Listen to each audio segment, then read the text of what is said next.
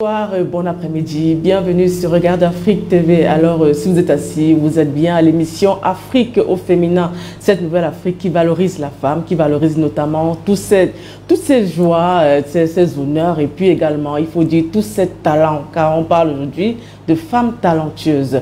Alors, cette émission aujourd'hui va parler d'une femme, pas des moindres, qui dispose de formation médecin, qui aujourd'hui a une association, qui également organise une foire notamment qui concerne la femme et notamment la gastronomie. Ah oui, vous savez, le Cameroun, c'est un pays multiculturel avec plus de 250 ethnies. Ça veut dire qu'elle a une gastronomie assez variée. Alors, cette femme viendra ici nous dérouler un peu ce qu'elle a eu à faire durant tout son parcours et puis également pourquoi elle organise cette foire à ce moment précis, car on sait qu'on célèbre la semaine et même le mois de la femme en mars. Alors, cette foire va se tenir du 1er au 8 mars 2025, n'est-ce pas, dans la commune d'arrondissement de Yaoundé. Ça nous en dira plus. Sans plus tarder, nous allons, n'est-ce pas, présenter l'invité qui est déjà là avec nous. Alors, bonjour Madame Beyala, Véronique Esther Verest. Comment allez-vous? Et puis, bon après-midi. Bonjour, merci pour l'honneur. Et je vais très bien, merci. Merci pour l'invitation. Je vais très bien. C'est nous qui vous remercions. Bienvenue, n'est-ce pas, sur Regarde Afrique TV. C'est votre première ici, à ce qui paraît. Oui. Voilà. Ma première. D'accord. Alors ici, vous êtes chez vous, nous sommes une chaîne panafricaine, n'est-ce pas, qui valorise tous les talents et puis qui met en exergue cette Afrique qui gagne, cette Afrique de grands défis. Alors aujourd'hui, on sait que vous êtes une dame quand même multifonction, écrivaine, scénariste, romancière et poétesse, médecin de formation, fondatrice de l'association Génération Solidaire Jeunes du Cameroun. Alors, c'est vrai que vous avez plusieurs casquettes. Dites-nous, c'est quoi votre parcours et pourquoi avoir voulu faire médecine avant de devenir écrivain? On va dire que j'ai grandi avec des parents médecins, parce que j'ai mon père qui m'a élevé est médecin à la base, donc du coup on a grandi dans le sillage ou alors dans l'amour de la médecine et du coup lorsqu'on grandit avec un parent qui est médecin, on pense automatiquement de faire la même passion que lui ou alors le même métier. Bon, déjà, toute petite, j'ai un esprit assez ouvert qui je voyage beaucoup, je rêve, je suis une rêveuse à la base. Donc, déjà à l'école primaire, je pense que mes maîtres de l'école primaire le disaient souvent assez que selon mes rédactions, je sortais du contexte. D'accord. Donc du coup, je me rappelle mon maître de l'école primaire au CE1 qui me disait « Tu seras une écrivaine parce que vu que tu aimes la narration et autres. » Donc du coup, on va dire... Mais bon, je nourrissais cela et puis je disais toujours « Je serai une grande actrice dans les films. » Bon, maintenant, pour la petite histoire et pour la petite anecdote, ma tante, ma nourrice disait... on paye les gens pour mourir, donc si tu tournes un film, tu meurs dans le film, tu meurs pour de bon. Donc du coup, ça m'a un peu dégoûtée. Et on va dire, c'est à l'âge de la connaissance que après les études en médecine, n'ayant pas eu l'intégration, ou alors je n'ai pas vraiment aussi, on va dire que je n'ai pas vraiment... pousser plus loin parce que justement quand on n'a pas la passion, pas que je n'aime pas la médecine en elle-même. Vous êtes quand même généraliste, c'est ça?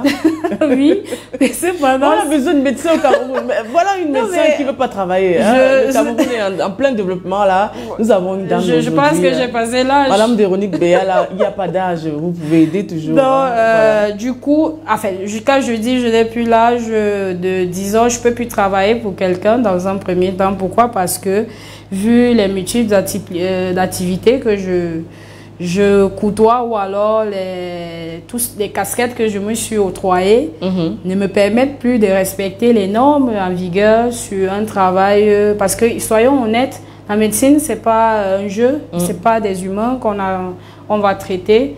Alors, je ne vois pas le temps d'écrire. Certes, c'est vrai, tout s'associe.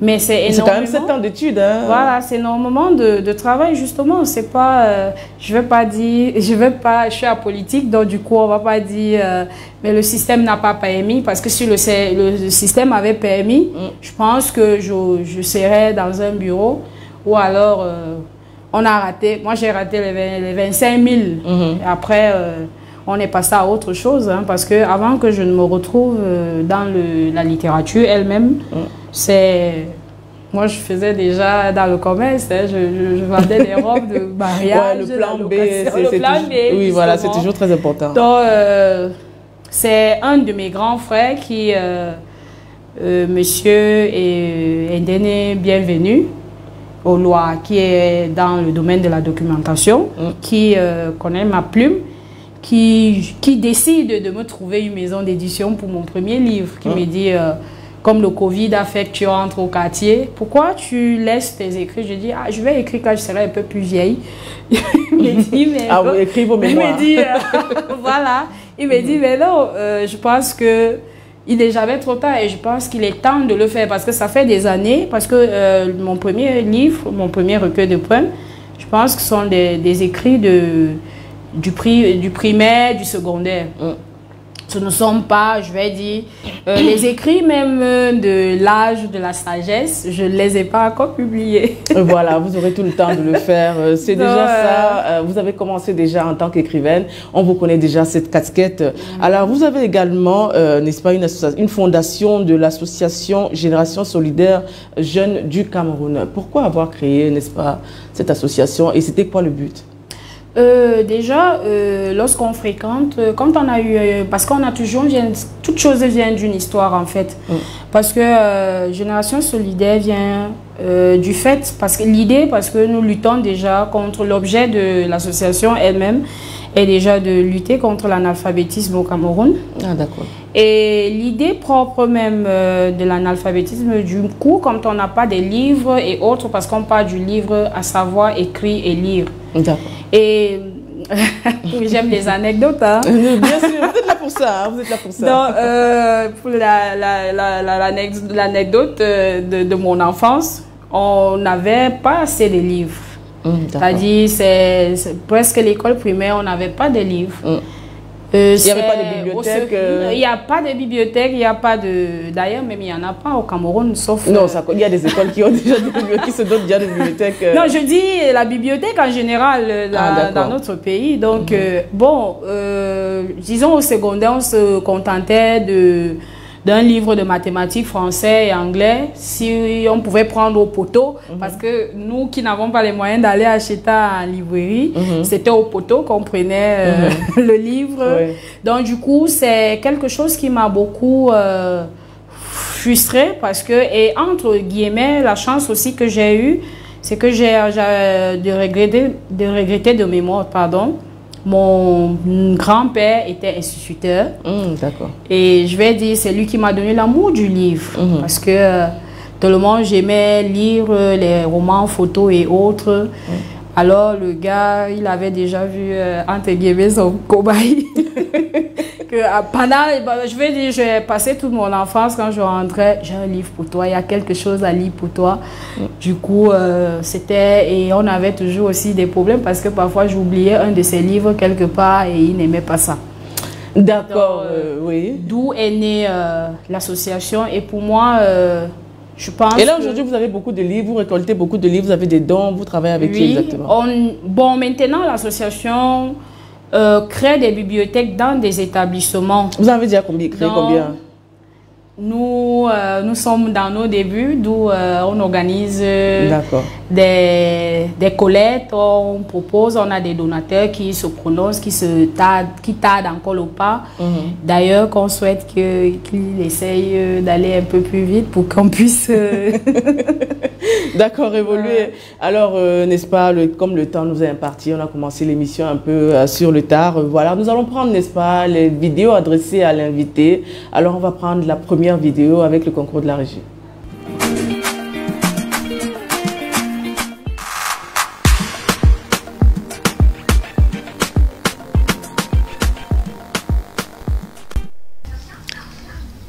Bonjour, Odile. Bonjour à ton panéliste, Madame Esther Bayala, et mes amitiés à ton équipe de techniciennes. Voilà, j'ai une question, je voudrais la poser à Esther Bayala. Je voudrais savoir comment elle fait pour faire entrer toutes ces casquettes d'écrivaine, de poétesse, de médecin. Et comment est-ce qu'elle fait pour trouver tout ce temps pour être aussi active? Merci.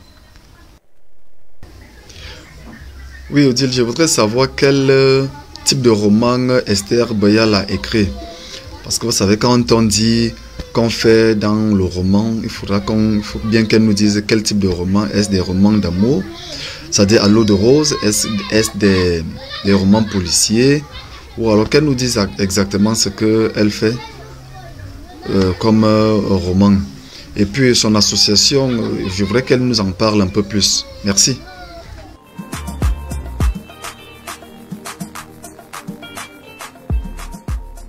On a Monsieur Marcel Tchama, qui est également un téléspectateur de Regard d'Afrique. Il aime bien cette chaîne de télévision. Et puis, voilà, il vous pose la question, un enseignant d'ailleurs, à savoir, voilà, quel type de roman vous écrivez, ou c'est la poésie, quel genre, en fait, il voulait peut-être signifier quel genre, et puis votre emploi du temps, entre autres, et votre association. Bon, merci déjà, merci de l'intérêt que monsieur porte à ma personne.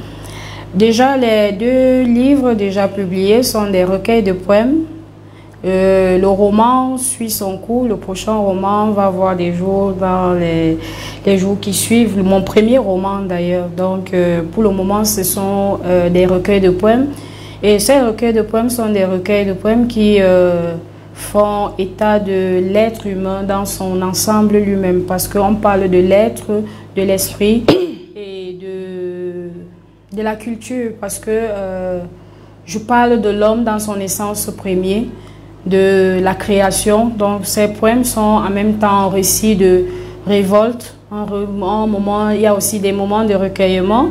Il y a aussi des moments de joie. Donc la poésie s'exprime en plusieurs langues et en plusieurs temps selon les émotions, mais c'est des ballades que j'essaye de faire, de pas faire. D'accord. Bon, maintenant, pour ce qui est du côté de la médecine, je n'exerce pas parce que n'étant pas intégrée, donc c'est chose que je peux dire pour le moment, c'est en stand-by, mais on a des projets d'une clinique. Si Dieu nous permet dans l'avenir, là je pourrais quand même exercer de mon métier d'origine. Pour ce qui est de l'association, pour être exact, on a l'association, c'est vrai, je suis fondatrice, mais j'ai en même temps un panel ou alors une équipe avec qui on travaille ensemble, qui chacun sait ce qu'il doit faire et ce qu'il a lieu de faire. C'est beaucoup de travail justement, mais je pense que lorsqu'on a l'amour de ce qu'on veut faire ou alors l'idée qu'on veut partager, et je suis dans la logique de ceux qui veulent que l'Afrique de demain ou la jeunesse de demain soit une jeunesse assez assidue et surtout intellectuelle, parce que je pense qu'un homme intellectuel a capacité de mieux faire qu'un inculte qui ne comprend pas la logique des choses. Donc je prône. Et je pense que quel héritage nous pouvons apporter à cette jeunesse-là, c'est un peu de connaissances, un peu de ce que j'ai acquis et que j'apprends encore du monde parce que je n'ai pas encore tout découvert du monde. D'accord. Voilà, on va prendre maintenant l'autre vidéo, n'est-ce pas, du journaliste Yahya Idrissou qui vous adresse, n'est-ce pas, cette question.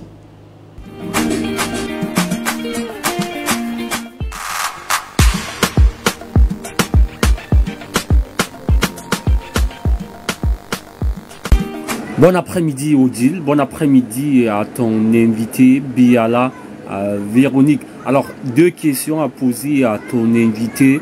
La littérature, c'est de la subjectivité portée à l'absolu. Lorsque l'écrivain décide de plonger sa plume dans l'encre, c'est souvent pour 2 choses, l'art pour l'art et l'art pour le progrès. Alors moi, je m'interroge pour l'art pour le progrès. C'est-à-dire que l'auteur, l'écrivain ou l'écrivaine doit dénoncer les maux qui minent la société. Alors, première question, Bayala Véronique, que pensez-vous des écrivains camerounais engagés? Deuxième versant de ma question. Alors, je vois que vous êtes aussi un personnel de la santé, si on peut le dire ainsi, médecin de formation.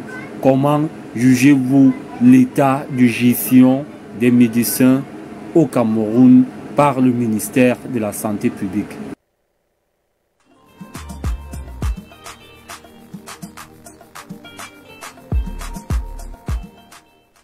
Idrissou, journaliste culturel, n'est-ce pas? C'est à vous qu'il adresse ces questions. D'accord. Merci. Mais j'espère que je ne vais pas m'écorcher. Mais je pense que je vais me placer déjà en tant que citoyenne camerounaise. Et je pourrais, c'est vrai que je dirais, je ne peux pas le dire parce que je n'exerce pas, donc je ne suis pas sur le terrain.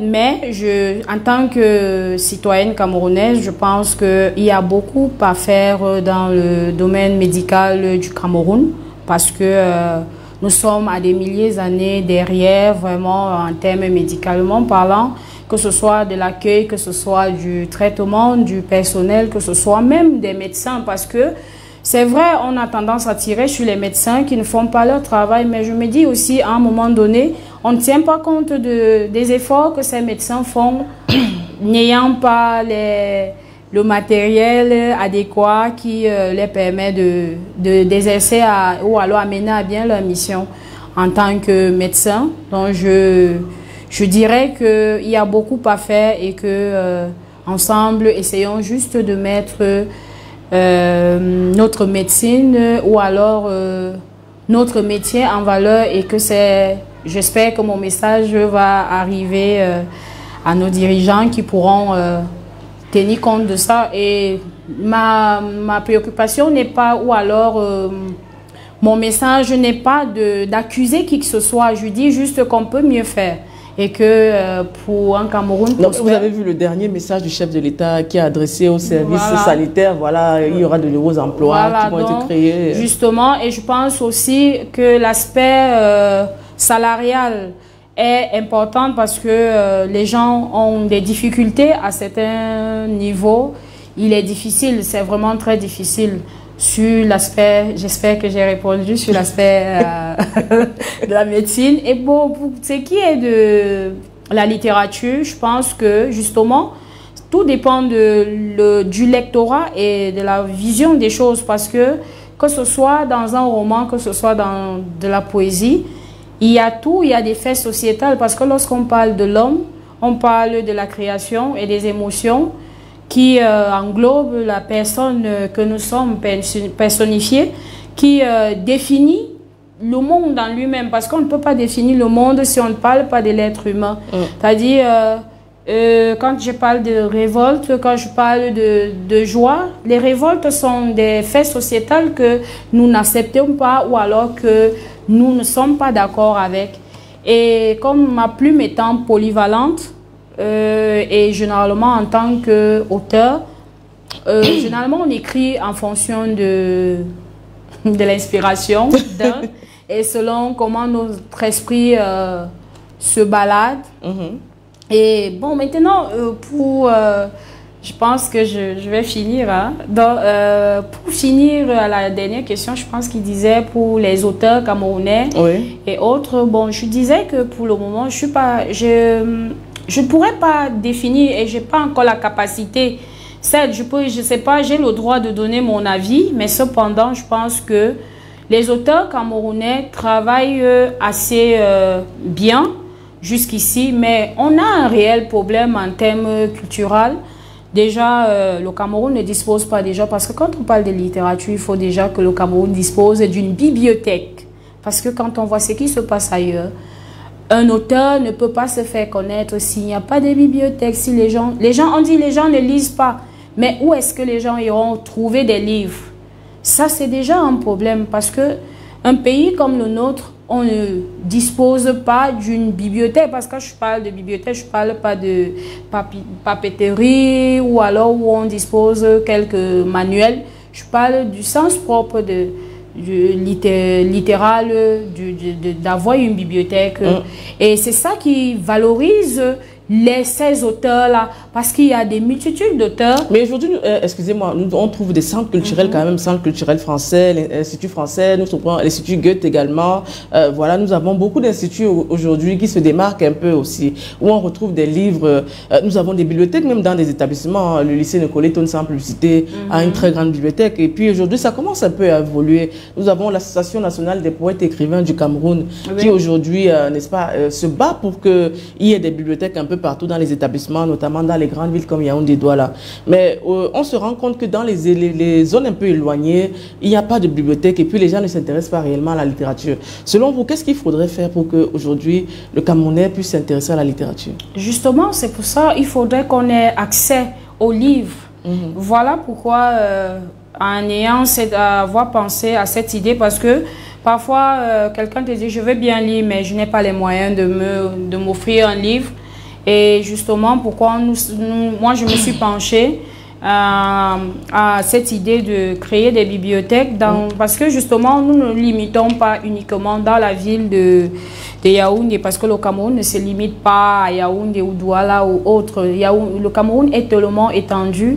Bon, nous n'avons pas encore les moyens de nous étendre, mais c'est le souhait et c'est ce que nous souhaitons, parce que nous voulons, en créant des bibliothèques dans des écoles reculées, pour que ces enfants qui vont à l'école, moi je voudrais à titre personnel qu'un enfant, même s'il n'a pas de livre, mais pendant les périodes de classe, qu'il ait un livre qu'il puisse lire, qu'il puisse être à la page pendant la période des classes et tout au long de la journée. Et le week-end, il y a des livres qui pourront aussi, qu'il y ait un petit club de lecture le week-end, et ça poussera moins à la délinquance. Parce que là, on ne pense qu'aux écoles, parce que l'association tient compte en même temps de ces jeunes de la rue qui sont abandonnés à eux-mêmes et parfois ils se disent que personne ne s'intéresse à eux. Ou alors ces jeunes mères précoces qui font vite ces enfants et parfois se perdent dans la nature. Donc justement, c'est toutes ces choses-là qui font état de ce que nous avons. J'ai pensé à créer cette association. Ma foi, je prie juste d'avoir la force et des contributeurs qui vous en aurez besoin, hein, madame. J'en ai besoin. Voilà. Mon équipe et moi, on a l'énergie positive, on a la force, on a tout ce qui va avec. Mais je pense qu'on est un peu au niveau des moyens qui nous désignent un peu à la baisse. Mais bon, on tient le coup. On tient le coup. D'accord. Alors, votre premier ouvrage, Les cris de ma préhistoire. Non, voilà. C'est le deuxième. Hein. Ah, ça, c'est le deuxième. Ah, Les pages du cœur, c'est le premier de Bingono qui a préfacé le célèbre professeur qui est quand même assez connu. Voilà, c'est un recueil de poèmes édité aux éditions Proximité. Ouais. Voilà. Ici, il s'agit de quoi ici? Pourquoi vous avez, n'est-ce pas, écrit ce recueil de poèmes?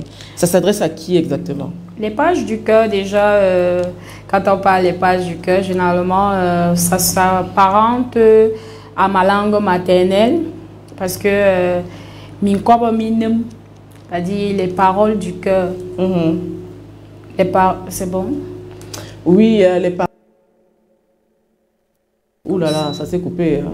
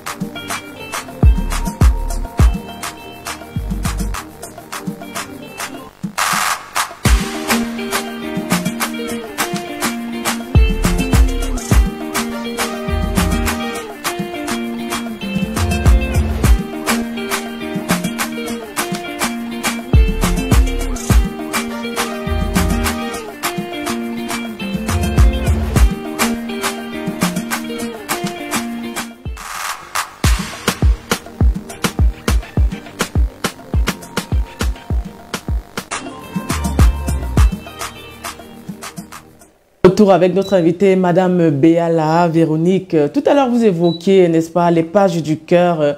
Pourquoi vous avez écrit cet ouvrage? Oui, comme je le disais tantôt, ma chère Odile, les pages du cœur, comme s'apparente à ma langue maternelle, excusez-moi, hein, je vais un peu faire honneur à ma langue maternelle. D'accord. Mi langue minem dans les me fabianem, c'est-à-dire la causerie du cœur. D'accord. C'est-à-dire on est dans la causerie du cœur parce que ici, les pages du cœur relatent les pensées que nous n'osons pas assez le dire en public ou alors qu'on ne peut pas dire qu'on peut dire tout bas. La causerie, c'est causerie-là qui définit la pensée ou alors les recherches ou alors la vision que nous avons du monde. Parce que les pages du cœur sont en train de relater. C'est vrai qu'on dit que nous, les auteurs, nous écrivons d'abord sur nous-mêmes. C'est une partie de vérité. Dans les pages du cœur, déjà, parle déjà du cœur de l'auteur. Et la vision de l'auteur sur les autres, sur les faits sociétals, c'est une poésie qui est aléatoire parce que déjà quand on parle de l'être humain, elle est spirituelle. Donc c'est un recueil qui va qui évoque la spiritualité, de la vision, l'amour, les émotions, la tristesse, parce que c'est un mélange de tout et qui en même temps qui évoque l'Afrique, parce que on ne se limite pas uniquement, parce que ces pages du cœur ne se limitent pas uniquement au Cameroun ou à l'Afrique, parce qu'il y a aussi de l'Occident dedans, la vision que j'ai, ou alors l'histoire que j'ai eu dire de mes ancêtres, ou alors de l'histoire de tous ces gens-là qui est relatée par ces lignes de poèmes. Et j'espère que j'ai essayé. Noir Afrique, voilà, on voit déjà un poème Noir Afrique, voilà. Nid d'amour, inconnu, mon plaisir, dure réalité. Ah, ça c'est vraiment tout un parterre, n'est-ce pas, voilà. Une pléthore de sujets. Je pense que mon parent et mon professeur, M. Bingono, a trouvé honneur, parce qu'il a fait honneur justement parce que ce recueil de poèmes lui parle assez, qui fait état de... En fait, je pense que je ne vais pas quand même être assez humble pour ça. J'ai mérité j'ai mérité qu'il puisse le préfacer parce que il m'a félicité et puis d'un mot félicité de cette plume qui... on a dit, mais apparemment les Béala ont quelque chose avec... Ah oui, on connaît la grande Calixte Béala, qui n'a pas qui a une langue quand même acérée, qui n'a pas sa langue dans sa poche. Bon, alors, je pense que je suis un peu pareil, parce nous sommes des gens qui disent des choses.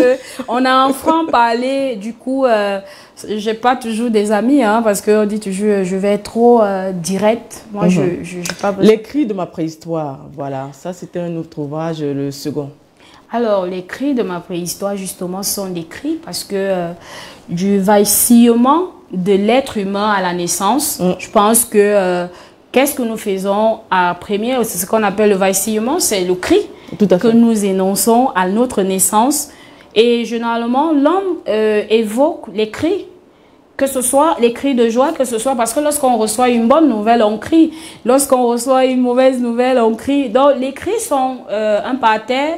Et justement, on est toujours dans la logique de l'être humain. Et vous allez voir, parce que en principe, et ces cris, vous voyez l'image de la couverture qui reflète la tête de l'Afrique, qui est sur la tête d'une femme. Oui.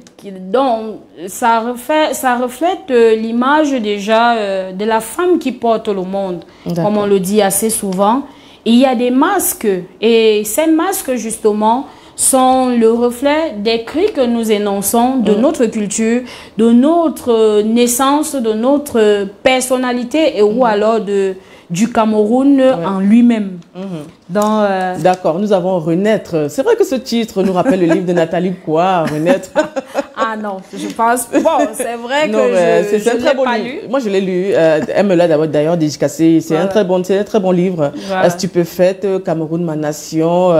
Voilà, nous avons mes dons, vérité. Mais là, on voit que vous êtes quand même élargi dans votre manière de penser. Est-ce que quelque part, ce n'est pas une sorte d'introspection que vous faites un peu dans vos ouvrages? Non, oui, on va dire oui ou non, parce que, comme je l'ai dit au départ, l'auteur ne parle pas uniquement de lui, parce que c'est vrai qu'on pense que lorsqu'on fait, c'est peut-être nos mémoires ou alors on espère. Bon, en fait, on a un regard sociétal, c'est-à-dire l'auteur reste celui qui regarde le monde différemment, ou alors qui a la capacité d'embellir les mots avec une certaine aisance pour pouvoir expliquer les choses que les autres n'arrivent pas à exprimer de la même manière. Mais ça reste néanmoins un lieu, la plume reste une façon de dire, de dénoncer ou alors de clamer certaines choses. Quand on parle de renaissance, oui, c'est vrai, on fait tous les... Bon, c'est pas tout le monde qui fait l'introspection. Hein. Bon, généralement, il y a beaucoup... C'est un peu quand tu as une conscience que tu l'as fait. Voilà, il y a des gens qui font l'introspection seulement en fin d'année, que bon, toute cette année, qu'est-ce que j'ai eu à faire, ainsi de suite. Mais je pense que moi, j'ai un regard de l'Afrique, déjà, en lui-même. Il y a des révoltes, il y a des sensations, ou alors au regard des événements, de comment nous évoluons dans notre pays. C'est ces choses que je peux dire que ça peut être une façon de renaître. Et dans la Renaissance, on parle des droits parce que vous allez voir, c'est vrai, on dit renaître, mais ce sont mes droits sans droits. C'est-à-dire, généralement, on a tendance à dire j'ai mes droits, mais sans avoir mes droits. Et parfois, c'est le ressenti que moi, en tant que Camerounais, je ressens, j'ai mes droits sans les avoir. D'accord. Et je ne les vis pas. Et je pense que la moitié de certains Camerounais seront d'accord avec moi que on a des droits sans les avoir. Donc, des droits sans les avoir. Alors, on va y revenir tout à l'heure. Je sais que vous aimez beaucoup la gastronomie. Ouais. Oui, c'est vrai qu'on va parler, n'est-ce pas, d'autres fois gastronomique. Mais avant ça, on va faire un petit arrêt pour souffler un peu. Vous aimez manger quoi? Le coq. Ah, vous aimez le coq. Ah, l'histoire de le coq. Oh là là, on va y revenir peut-être. Bon, c'est pas très important. Non, moi, je le cuisine. Voilà. On va prendre des découvertes culinaires et puis revenir avec notre invité. Ok.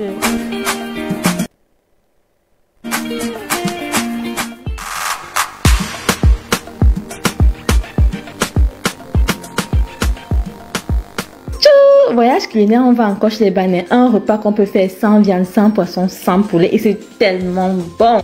L'igname malaxé à le coq. Bien sûr, ça se fait aussi avec du macabo. Alors, dans un petit fondu, je fais revenir les feuilles de coq. J'ai ajouté un peu de watalif parce que ça facilite la vie tout simplement. Je fais bouillir comme ça 10 minutes, ça me ramollit les choses. Je mets aussi les feuilles de mangue pour me ramollir le coq. Je fais bouillir 10-15 minutes. Je rajoute mon igname coupé. Comme vous voyez, je rajoute de l'eau. Voilà, on mélange. Mais ce jour, je préparais du poulet. Donc, j'ai cuit mon poulet assaisonné. J'ai pris une partie du bouillon de cuisson et j'ai rajouté dedans pour donner encore plus de goût. Bifaka, écrevisse. On met l'eau, on couvre d'eau. Mon sel épicé. Vous voulez qu'on en parle? Signalez-vous en commentaire. C'est une merveille en cuisine. Donc, je mets bifaka, écrevisse. Tu mets de l'huile rouge, un peu de jaune. Tu réajustes le sel, du piment.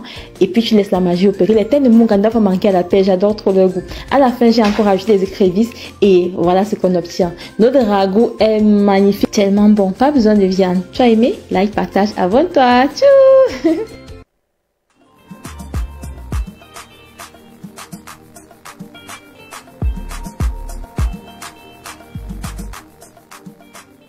Cuisine de Sulson, c'est une dame camerounaise, n'est-ce pas, qui fait la bonne cuisine, n'est-ce pas, sur le net, qui est quand même assez connue. Alors, on parle de coq. Elle a parlé du ragoût de coq. Comment est-ce que vous avez trouvé ce ragoût de coq? C'est vrai que ça peut rire un peu après le petit scandale qu'il y a eu au Cameroun. Je n'aimerais pas être à la place de ceux qui ont mangé. Hein, donc, oui, mais bon, c'est triste et c'est très désolant parce qu'on en rit, mais c'est pas drôle du tout.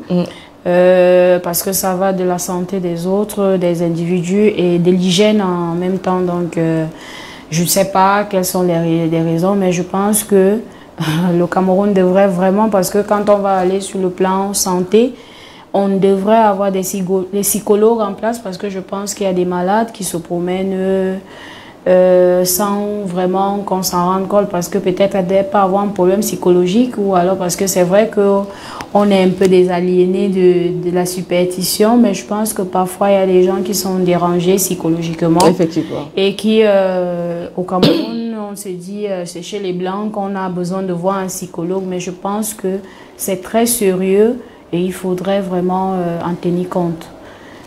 Bon. Voilà, on va parler maintenant de votre foi gastronomique. On va un peu laisser ce volet quelque part un peu triste. Le Cameroun a beaucoup de gastronomie, de la bonne cuisine. On en trouve beaucoup au Cameroun. La foi gastronomique caritative, le Cameroun, terre des saveurs et de connaissances. C'est du 1er au 8 mars 2024 à la maison du parti de Nkolongo. C'est sous le haut patronage, n'est-ce pas, de la mairie d'arrondissement de Yaoundé 4. Ouais. Alors, on en parle maintenant. Dites-nous pourquoi cette foire, il s'agit de quoi exactement? Déjà, le lieu a été un peu délocalisé, d'accord. Voilà, mais la foire va se dérouler à la mairie de Yaoundé 4e elle-même. Donc, ce sera dans l'esplanade, d'accord. De Yaoundé 4e. Du 1er au 8. Au 8, non, la date reste intacte. C'est le lieu qui change un tout petit peu. Mais c'est déjà réglé sur ce pan-là. Oui. Bon, la foire caritative en elle-même, le thème de la foire qui est Cameroun, terre des saveurs et des connaissances, on veut joindre l'utile et l'agréable. L'utile, la lecture qui est connaissance, et l'agréable, le palais que nous nourrissons. Oui, le palais gustatif. Gustatif, autant pour moi. Donc, justement, cette foire caritative a pour but de faire une levée de fonds qui va à l'endroit de l'école primaire des Kounoun-Kwayos pour une bibliothèque et une salle d'informatique. Nous espérons qu'on aura des gens généreux pour pouvoir nous soutenir à cet effet-là. Donc, on a des chefs qui, d'ailleurs, pouvaient être avec moi aujourd'hui, mais selon leurs occupations. Mais nous y reviendrons, bien sûr, parce que la foire elle-même, c'est du 1er, n'est-ce pas, voilà. au 8. C'est la première édition. Regarde Afrique viendra couvrir. On vient quel jour couvrir l'événement? Le 1er, parce que... À quelle heure je pense que 8 h ou 9 h, ça serait bon si les autorités, parce que vous savez... Quand il y a des autorités, on doit respecter leurs arrivées. Donc, dès qu'ils sont là, on lance tout. D'accord. Voilà, et que tous les invités, bien sûr, parce qu'il ne faut pas que certains se sentent elle fait juste allusion aux autorités. Non, tout le monde est invité. D'ailleurs, l'accès est libre. Donc, du coup, dès que les invités seront là, on pourra lancer l'ouverture de la foire et la clôture, c'est le 8 mars. D'accord, on va couvrir notamment, Regarde Afrique TV couvrira l'ouverture et la clôture. Ouais. Voilà, je crois que c'est le plus... Vous avez la promotrice qui est là, n'est-ce pas? Voilà. Nous sommes déjà partenaires. Voilà. Merci déjà, voilà. Et du coup, voilà, vous voyez, vous faites déjà beaucoup pour la jeunesse camerounaise, parce que quand vous venez, et puis les gens tiennent compte, on se dit, on paye beaucoup d'argent. Parfois, ils ne savent pas que les initiatives que les gens prennent, c'est pour prôner pour l'évolution de notre pays. Parce que les gens vont dire ils ont pris l'argent. Non, pas toujours. Vous voyez, vous décidez de venir nous couvrir. Et pourtant, nous n'avons pas les moyens de vous déplacer. Donc, nous pouvons que dire merci déjà, parce que c'est un grand honneur qu'on ne peut que féliciter, comme disent que je fais la talakou, mais bon, je crois que vous méritez. Alors, qu'est-ce qu'on va retrouver à cette foire? Quels sont les plats qui seront présentés? Et puis, est-ce qu'il y a des stands d'exposition? Qui va exposer? Qu'est-ce qui sera exposé? Alors, déjà, on parle du Made in Cameroun. Je suis quelqu'un qui a accès, ou alors qui prône beaucoup plus le culturel, c'est-à-dire la culture elle-même. Donc déjà, je mets un accent là-dessus parce que nous avons oublié beaucoup de choses de notre culture elle-même. Donc, on trouvera beaucoup plus les mets traditionnels, les mets de légumes pour ceux qui sont des bêtis, parce que les gens se sont limités au coq. Le coq, ce n'est pas seulement le mets bêtis. On a les sangas, on a le pem, on a le mets de pem qu'on fait avec l'arachide. Il y a le mets d'arachide qu'on fait sur les papiers, des feuilles autant pour moi. Il y a le mets d'arachide qu'on fait dans la marmite. Il y a beaucoup qui ne le savent pas. Il y a le mets, le namgon. Il y a beaucoup, tous ces mets-là, le fian hondo, le zom, le sanga, donc toutes ces choses-là, c'est ces mets-là que nous avons. Parce que mais le Cameroun a 4 grandes déserts culturels. Est-ce que vous n'allez pas valoriser d'autres cultures? Oui, bien sûr, il y a le taro, pour ceux qui... Parce que si moi je le savais le faire, hein, j'aime bien le manger. Il y a le taro, il y a le échou. On va présenter les kwang, voilà, tout ce qui... On pourra même le foléré du Nord, si on peut trouver quelqu'un, le kelenkeleng. Donc si on trouve quelqu'un qui peut... Parce qu'en fait, c'est le savoir-faire que nous voulons ici, parce que je ne vais pas m'engager à faire un mets que je ne maîtrise pas. D'accord. Et j'ai pas envie de rendre quelqu'un malade, ou alors je ne vais pas imposer, parce que comme je dis, nous travaillons en partenariat. Nous avons des chefs qui se sont proposés de nous donner la main d'œuvre, parce que ce jour-là, nous voulons que, vu que nous parlons de l'éducation, l'éducation ne se limite, ou alors l'apprentissage ne se limite pas uniquement à du livre. L'apprentissage aussi va dans à savoir cuisiner, à savoir apprendre un métier, comme ces cuisiniers là, ces chefs que nous voyons dans des grands hôtels et autres. Donc il y aura des concours, et comme c'est la semaine de la femme, les jeunes mères précoces qui ont décidé de ne plus aller à l'école, par exemple, on pourra leur apprendre comment fabriquer du savon, comment un savon en morceaux, en liquide, pour qu'elles puissent elles-mêmes s'insérer. Donc, je pense que c'est à peu près ces choses-là qu'on verra ce jour-là. Et on aura pour ces auteurs camerounais qui auront un peu de temps pour nous, qui pourront aussi faire des ateliers concernant la littérature, apprendre à faire un poème ou des petits ateliers d'écriture et tout, et des petits jeux concours que des enfants, on a des orphelinats qui ont sollicité à être là. Ces enfants-là pourront apprendre quelque chose ce jour-là. On prie, si on a un peu de dons, ils auront aussi quelque chose. Donc, je pense que j'ai fait un peu le tour. Mais c'est tellement vaste qu'on ne peut pas tout... C'est divisé entre la littérature, la gastronomie, et d'où puis... D'où le thème Cameroun, terre des saveurs et des connaissances. D'accord. Et il n'y aura pas d'exposition de produits peut-être locaux, fabriqués localement, genre la cosmétique? Oui, justement, on a... la vannerie, les sacs, les bracelets... Bon, ça dépend des exposants. Parce que vous savez, lorsque quelqu'un réserve son stand, il va vous dire, oui, c'est vrai, je vais faire dans la gastronomie, mais je vais aussi exposer ce dont que je donne. Du coup, et comme le temps, nous, en fait, selon comme on a été délocalisé, on se retrouve avec une marge réduite, à savoir l'espace. Parce qu'il y a d'autres événements qui se dérouleront à la mairie de Yaoundé 4e. Du coup, mais à la maison du parti, on aurait eu un vaste champ. Mais qu'à cela ne tienne, on a quand même, parce qu'il y a des gens, des exposants qui ont déjà réservé. Donc du coup, il y a des artisans, parce que justement, quand on parle des connaissances, comme j'ai dit, ne se limitent pas à la littérature. La connaissance se limite aux tisserands, aux potiers et tous ces gens-là, ceux qui font des colliers, tous ces trucs, tout ce qui va, qui prône la culture camerounaise ou la culture africaine. D'accord. Voilà, on va maintenant évoquer la journée internationale des droits des femmes qui a 2025 d'ailleurs, qui a pour thématique pour toutes les femmes et les filles, droit, égalité et autonomisation. Alors, quand vous avez cette thématique, ça vous évoque quoi exactement? Bon, c'est vrai que je serais peut-être contre d'autres femmes. Mon avis sera peut-être... Parce que moi, j'ai une logique et j'ai ma vision. Nous sommes en démocratie, Madame Biala. Nous sommes en démocratie. Voilà, donc je dirais dans un premier temps, moi je dis toujours, comme je le dis toujours à mes soeurs ou à moi-même, parce que j'aime bien me parler à moi-même, ça m'arrive. Donc, je pense que dans le sens propre, littéral de la femme elle-même, la femme n'envie rien à la nature humaine. Certes, c'est vrai, il y a des petites lacunes qui vont à l'endroit de l'ego de l'homme, mais je pense que la femme a déjà tout. La femme a déjà tout. Parce que, qu'on dise que la femme n'a pas capacité, la femme a une force féroce que l'homme n'a même pas. Parce que certaines choses que la femme fait, l'homme ne peut pas le faire. Donc, je pense que on va dans tous les sens.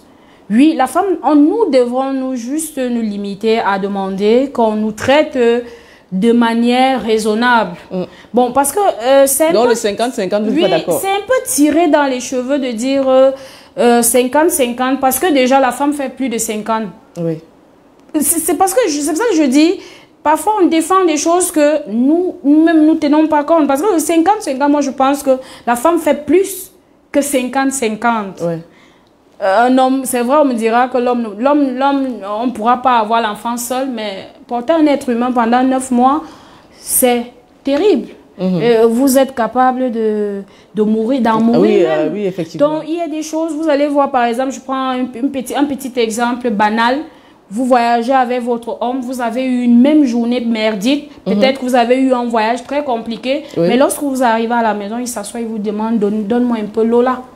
Vous avez eu la même journée, oui. mais vous êtes capable de... Non, mais là, on parle de la soumission de la femme aussi. Non, bon, je n'aime pas trop ce mot. Ah non, c'est pour ça que je dis... Il y a certains hommes qui m'ont dit ça, c'est les femmes qui sont trop allées à l'école. Hein. Je n'aime pas trop ce mot parce que je pense que la soumission, dans le sens littéral, c'est l'esclavagisme. Donc, je pense qu'on ne soumet pas un être humain. Mais cependant, je pense que lorsque... un couple est uni, oui. La femme n'a pas besoin d'être soumise. Elle le fait aisément. Si un homme traite bien une femme, elle fait des choses sans que l'homme ne lui impose que donne-moi ça, donne-moi ci. Bon, certes, il y a des cas qui ressortent parce que tout n'est pas toujours rose, tout n'est pas blanc.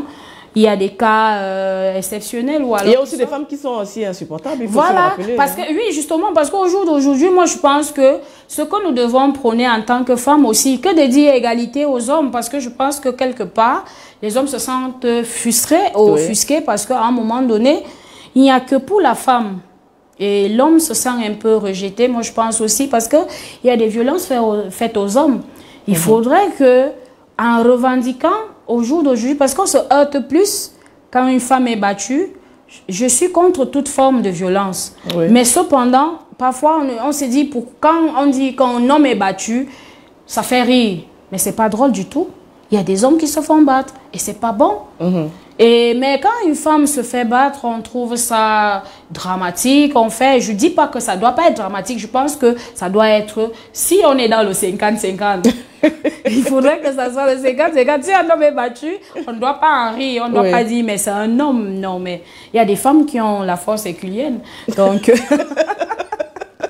Voilà, mais il y a même des hommes qui n'aiment pas porter la main sur des femmes avec une certaine éducation. Des fois, quand une femme peut-être se geste sur un homme, il va se laisser faire parce qu'il a ces valeurs-là qu'il a reçues dans son enfance. Et puis également, il y a la violence aussi psychologique, il faut le rappeler. Voilà, et verbale. Voilà. Parce qu'il y a même les violences verbales qui sont encore plus fortes que les violences physiques. Donc, je pense que nous les femmes ayant déjà tout, parce que l'homme est capable de se mettre à genoux devant une femme, et déjà même quand on demande une femme en mariage, l'homme se met à genoux. Non, c'est pas tous les hommes. Hein. Oui, bon, les exceptions, comme vous dites, il y a des exceptions. Est-ce que vous pensez que peut-être ce cas est beaucoup plus vérifié chez des femmes qui ont plus d'argent que leurs conjoints? Moi, je pense que c'est un problème d'éducation. Et c'est aussi, comme je le disais tantôt, c'est la manière dont l'homme traite la femme. Parce que c'est vrai, si on va dans la logique biblique, et l'essence première qu'on nous a éduqué, qu'on nous a inculqué à la naissance, qu'on dit l'homme, c'est l'homme qui porte la culotte et c'est la femme qui suit derrière, qui épaule l'homme, qui soutient l'homme.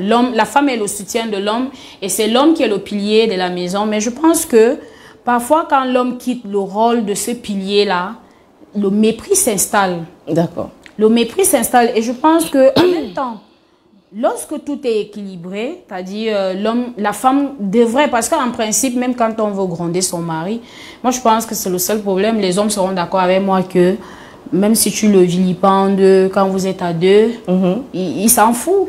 Même si je le fais dire comment, mais c'est un public qui fait montrer devant les gens que c'est toi qui donne l'argent, c'est toi qui es l'homme, c'est toi qui as plus de ceci ou c'est toi qui as plus fréquenté. Je pense que c'est ça le problème. Il faut savoir allier, comme on dit, savoir... Mais il y a aussi l'autorité masculine. Pourquoi est-ce que l'homme ne s'impose pas malgré tout? On dit même quand un homme n'a pas d'argent, il s'impose quand même face à sa femme, non?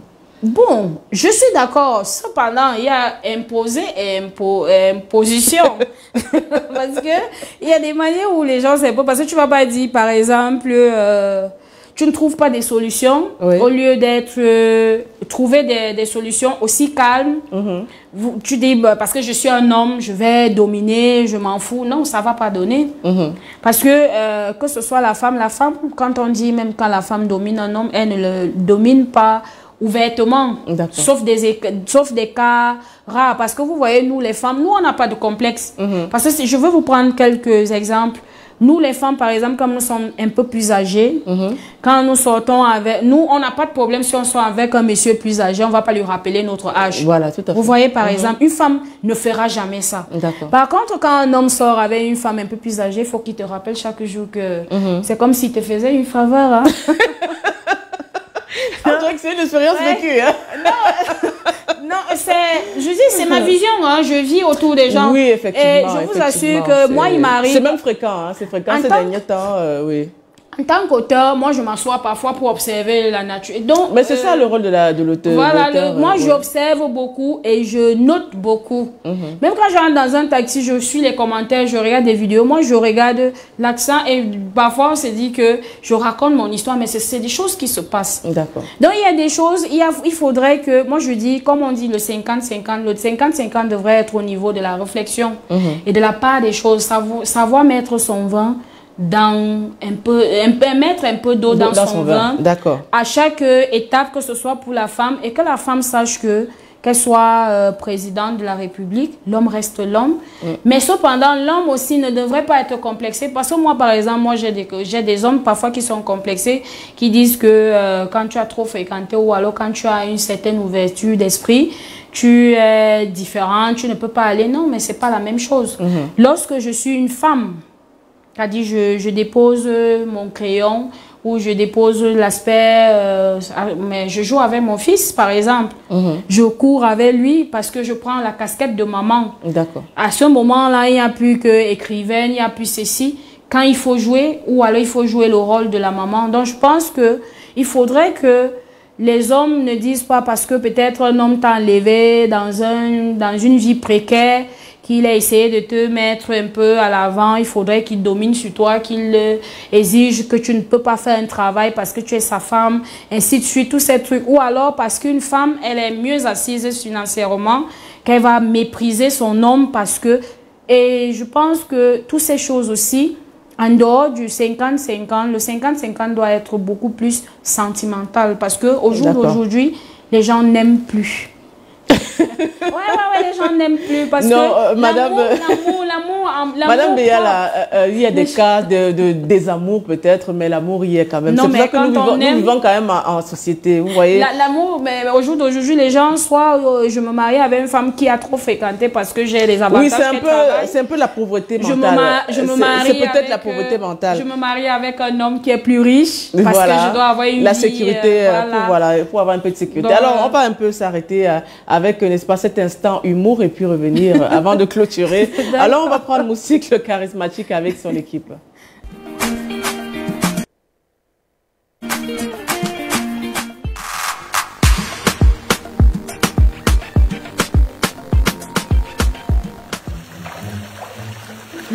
Bébé. Chérie. Ouais, chérie. J'aime te poser une question, mais ne te fâche pas s'il te plaît. Ah non, t'inquiète pas. Voilà. Nous sommes déjà presque mois de mars. Bon. Tu as pris l'argent du visa. Bah non, arrête ton délire. J'ai pas pris l'argent du visa, j'ai pris les sous pour le visa. Parce que quand tu parles d'argent, l'argent c'est à partir de, on va dire quoi, l'argent c'est à partir de 3 000 €, mais les sous c'est à partir de voilà, 500 €. Ok, il n'y a pas de souci. Supposons, la question que je vais te poser est la suivante. Moi, je vois tous tes amis sont déjà rentrés, tout le monde est déjà rentré, mais toi, tu es toujours là. Tu m'as même demandé l'argent du terrain, je t'ai donné l'argent du terrain. Tu m'as dit que tu as besoin d'argent pour compléter même le billet d'avion. Je t'ai tout donné, mais je me rends compte que... Non, on se calme. Je t'ai dit, on va à Salaga Beach parce que j'ai envie de me détendre. Je t'ai pas dit, tu m'accompagnes à Ankoting parce que j'ai envie d'avoir un stress permanent. D'accord? On est arrivé là, je t'ai dit, j'ai envie de souffler, j'ai envie de souffler. Mais là, t'es en train de m'essouffler, putain. Tous les cons, ils sont rentrés en Europe parce qu'ils n'ont rien d'autre à faire ici. Moi, je travaille avec l'ambassade. Je t'ai dit mon visa. Il y a un souci. Je lui posais seulement la question de savoir pourquoi depuis là, lui, il a encore payé alors que tout le monde est rentré. Et pour finir, son ami Pascal Bissema carrément dit que lui, Moi, vous allez te poser la question à mon bout. Tu as quand même duré ici, c'est vrai. Ben, tout le temps, on parle d'aller chercher ailleurs pour revenir au pays. Et je t'ai dit, j'ai des travaux ici. Je travaille avec l'ambassade. On est en train de construire une usine pour faire les passeports. Pour faire les passeports européens. Parce qu'on a envie de donner les nationalités à partir d'ici. Je suis en train de bosser dessus. Et puis j'arrive à me poser putain de questions pour raconter n'importe quoi. Il y a quand même à 4 mois. Le truc, c'est que son ami, Mon gars est bac depuis, il est même encore en train de se préparer. Écoute, ton gars est en Europe, je ne sais pas ce qu'il fout là-bas. Lui et moi, on n'a pas le même travail. Tu comprends, non? C'est un gars qui est là-bas, comme ça, il monte des ça, il monte des ça, il sort des métros et tout. Je suis un homme entrepreneur. Je travaille avec la Banque de France, avec la Banque du Cameroun. Donc, quand je suis ici, c'est pour surveiller le rapatriement des faux billets et tout. Tu parles de quoi, là? Parce que je suis en train de traîner ici, je peux être avec vous. Vous pensez que si j'ai le niveau de marché et personne comme vous, si ton mec, c'est sans papier en Europe, je suis pas comme ça, moi. D'accord? Ça change une fois. Ben non, je suis pas en train de... Et pourquoi tu te fâches alors? Mais je suis pas en fâche, je suis en colère. Tu ne m'as même pas... Je suis en colère. Tu m'as même pas laissé finir. Pour terminer, on a même dit qu'il vivait plutôt en Tunisie. Tu sais comment nos copines se moquent d'elle à la Réunion. Moi, mon gars est benguiste. Ils commencent à me dire que c'est un faux benguiste qui vient en Tunisie. Bah, faux benguiste. Quand je suis arrivé, tu parles de faux benguiste, je me dis pas Rabanne, moi. Et c'est pas parce que...